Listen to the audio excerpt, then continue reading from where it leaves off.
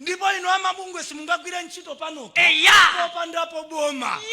Nchifukwa chache tikuna kuti tikuyenera kugwira ntchito limodzi. Chifukwa tonsefe cholinga chathu ndi ndani? Ndi chimodzi. Ndi Amalawi. Tikumvana? Pamene poto tikumvana. Tikuyenda tu limodzi. Ndiye tikupempha kuti chonde amabungwe.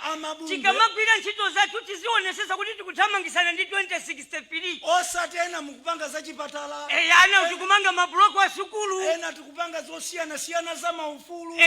Chonde tikamapanga zimene zikaya mukupanga za chipatala. Chonde tikamamanga ka chipatala tiziwe kuti tikumanga cholimba. Ndipo tikuyendera masomphenya a Malawi 2063. Ndiye pali amabungwe ena tikupempheni. A president anakhazikitsa ndondomeko. Zonena kuti tigwirire ntchito limodzi. Komanso a president ananena kuti khomo lawo ndilotani. Ndilosegula. Pamene pali vuto. Chonde tiye tikhale pasi tikambirane. Tiauza president khomo ndilotani. Ndilosegula. Sitanena kuti lero ife tidye konkuno. Ndilosegula. Komanso tutigona konkuno. Kusonyeza kuti khomo ndilosegula. Kusonyeza kuti khomo lawo ndilotani. Inu chingakuvuteni ndi chani? Chonde pakakhala vuto. Osati kupita kuma newspaper, mawayiresi, ma social media. Tafikirani a president. Pali easy. Tipange bwanji kuti dziko liyende bwino. Chifukwa tonsefe cholinga chathu ndikuti Amalawi atani apindule Malawi. Ndi amabungwe tanena kale ndi osiyana. Komanso pali ena amipingo. Mabungwe omwe si aboma. Palinso ena amipingo. Bambo mwango ndikumbusha pa mabungwe amipingo. Bambo akugwira ntchito yawo yabwino.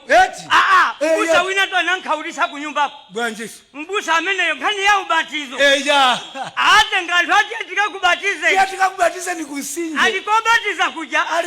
Akwagwira bambo kuti alipo akulesa ubatizo wawo anthu ayi. Anangoti tha mwayeresedwa zipitali.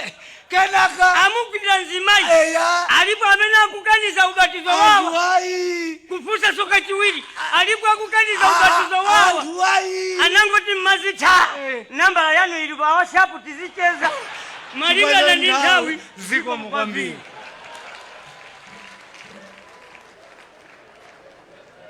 Another big hand, ladies and gentlemen, for Ching'Aning'Ani and Ching'Aning'Ani entertaining us this afternoon. Tatokoza ziko mukwambiri. Taneno kuti ndi tsiku la chisangalalo lero. Tikuyenera kusangalala ndithu.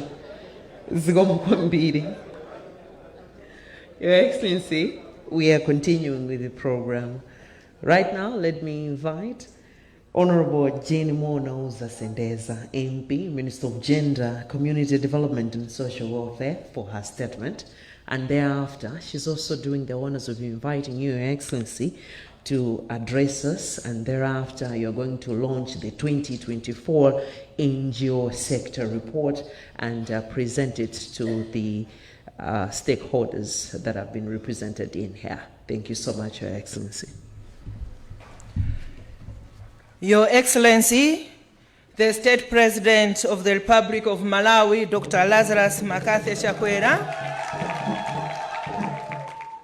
Secretary for Gender, Community Development and Social Welfare, Mrs. Netha Sempere Mgara, all Cabinet Ministers, Deputy Ministers here present, all heads of diplomatic corps here present, all development partners here present, the board chair for the NGO Regulatory Authority, Mrs. Inocesia Otoba, the CEO, Ngora, Mr. Edward Chileka Banda, the chairperson, vice chairperson for Kongoma, Mr. George Jobe,